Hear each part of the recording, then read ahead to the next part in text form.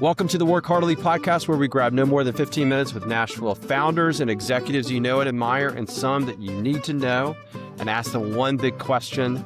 I'm your host, Jonathan Barnes, coming to you live from the Work Heartily headquarters in Brentwood, Tennessee, where we help growing Nashville area businesses win through embedded fractional leadership.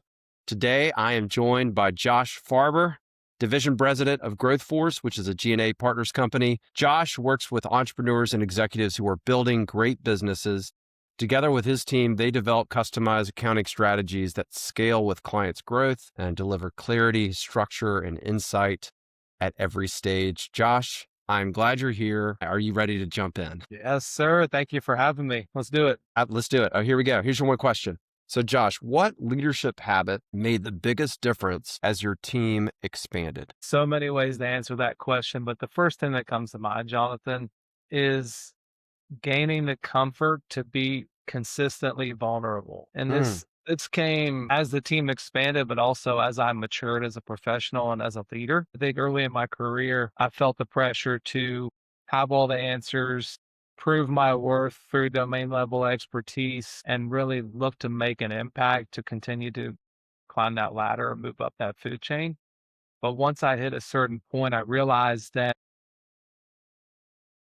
I didn't have all the answers, and being able to be comfortable acknowledging that and saying that out loud, especially when I also realized I don't have the personal bandwidth to tackle everything that's critically important. And if I try to, stuff's not going to get done. Yeah.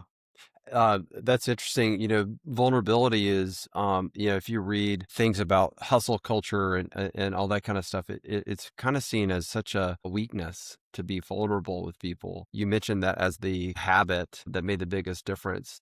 How did you develop that habit? I probably observed it from some key leaders. My first CFO role, I worked with a really awesome CEO.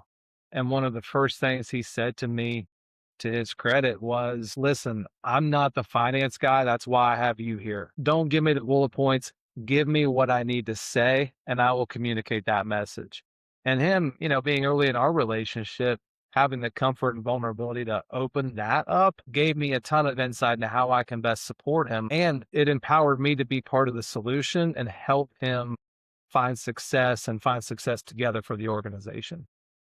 I think that's a huge deal to be able to have, to have it modeled of somebody saying, hey, I don't really know, you're the expert. And then I think you are able to mirror that too and say, well, I don't really know, I need to find another expert. And it really creating those team dynamics of how do we move this forward together? And you can do that internally in your team, but also it's really special and really magical when you could do that with clients you're working with and say, hey, this is a great opportunity for me to tell you that we need to get somebody, another expert in. And by the way, I know somebody who can help us. Or, hey, who else is on your team that can help you drive this forward? And I think that fosters so much more growth as a company when you realize that everybody's got their skills and talents that are specific to who they are and how they're made. And how can we accentuate all the positives that people have and eliminate some of the confusion that happens when somebody just says, I'm going to do this myself and grit my teeth and do it and kind of white knuckle it through. That just does not help with meeting goals, and actually with work-life balance, it doesn't help either. How did you get that rhythm and a habit established and installed in your own professional career of vulnerability or openness? Yeah. So one thing that I've exercised for a decade is weekly one-on-ones with all of my direct people that I support, and then the same thing rippled down through our team. So Yeah. getting in those one-on-ones, and the only way I could feel comfortable asking folks for vulnerability was to give it first. So I've Yeah. always felt like you got to give if you want to get, and to get that ask and to get that insight into these people that you're asking to do the job and support your clients, I wanted to just take the first step and be vulnerable. Yeah. So to me, it was coming into those meetings, talking about the personal stuff first, not jumping right into business, but also saying what I was struggling with and articulating what I needed help with. Yeah. And taking that first step was, knock down that barrier, knock down that fear, and really open that door for the two-way communication. Yeah. That is, man, that's such and not everybody has to do weekly one-on-ones. Sometimes people get so busy, they feel like they can't do it.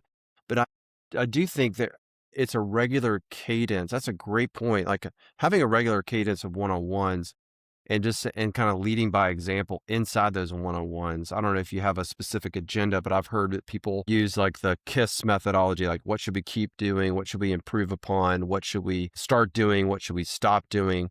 But I think there's another aspect there, like, hey, this is what I'm struggling with. These are the blockers ahead of me. I was talking to another podcast guest, Ray Guzman, who talked about how he had a sticky note on his monitor that said, "Hey, what are the blockers in front of you, and how can I help remove them for you?"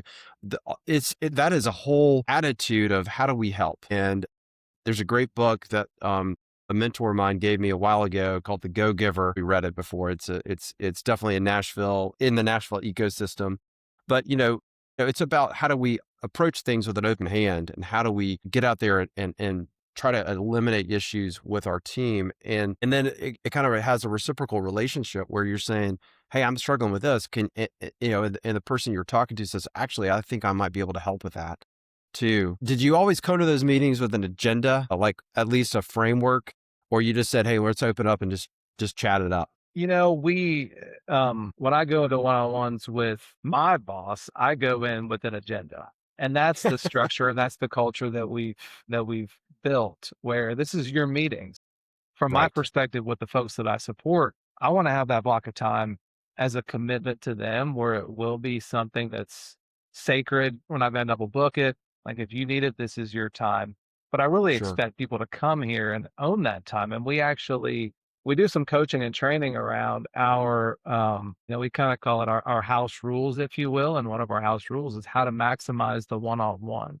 So Yeah. you come prepared to these with updates that are not super time sensitive, things that can wait, challenges and blockers that we need to work through, and also celebrate wins. So use this as a time to capture it and talk about it and update those notes. Man, celebrating wins is a underutilized muscle that leaders really kind of, I would say, they sweep it under the rug or don't allow enough time to really let it soak in. I think having that as an agenda item, man, that's such a great point to make. Even if it's just 2, 3 minutes of a 30-minute meeting, 10% of a meeting where you're saying, man, we did this. This was awesome. And good job. This client feedback was great, or we solved a huge problem. And it's like you always see the analogy of a duck swimming. You never see how fast their legs are going. He's always gliding. But it's important to celebrate. Hey, that we worked really hard on this, and we solved a huge problem. And our clients didn't even know it was a big problem for us, but we solved it. It And so is. internally, that's a big deal. Yeah, man.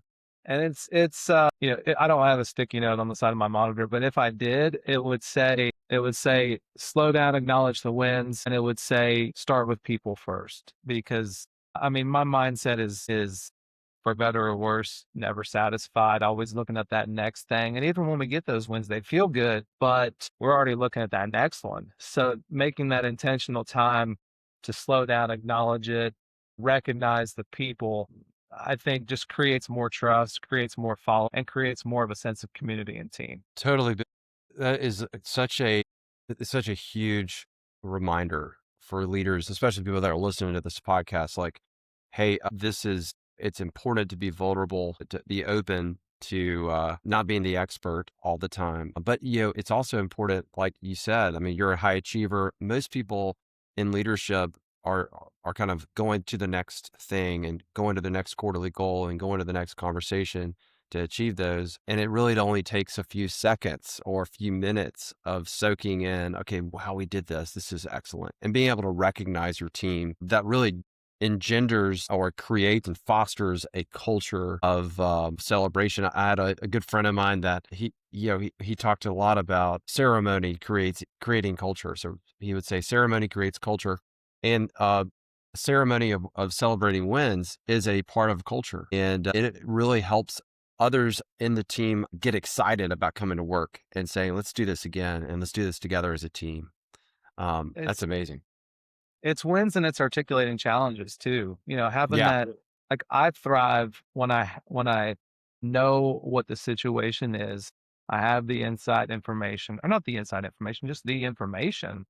And Sure. I feel like I know what the whole viewpoint is. And I tried the best I can to give that to our team as well. You know, one thing that jumped out at me when you were just saying that, Jonathan, is there's a Covey concept that paraphrase says be efficient with processes, not with people. So I've probably Mm. paraphrased that myself, but I that's almost like a mantra when I Yeah, sit it's a down. It's like Joshism this is now. It's a Farberism.